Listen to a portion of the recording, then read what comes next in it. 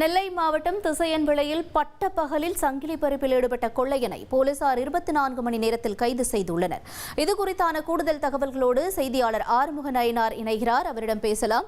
ஆறுமுக நயினார், வணக்கம். என்ன நிகழ்ந்தது? இந்த கொள்ளை சம்பவம் தொடர்பான தகவல்களை பகிர்ந்துக்கோங்க. வணக்கம்.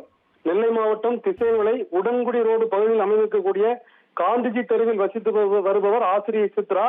இவர் அந்த பகுதியில் இருக்கக்கூடிய ஒரு ஆலயம் தேவாலயத்தில் அசன விருந்து சாப்பிடுவதற்காக மதிய நேரத்திலே செல்லும் போது தன்னுடைய கணவர் மற்றும் தன்னுடைய மகளை வாகனத்தில் அனுப்பிவிட்டு இவர் நடந்து சென்றிருக்கிறார்.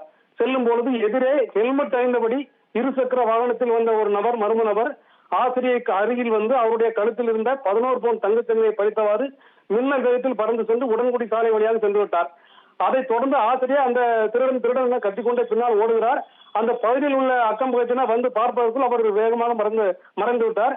இது குறித்து திசையன்விளையில் அவருடைய கணவர் துரை புகார் செய்திருக்கிறார்.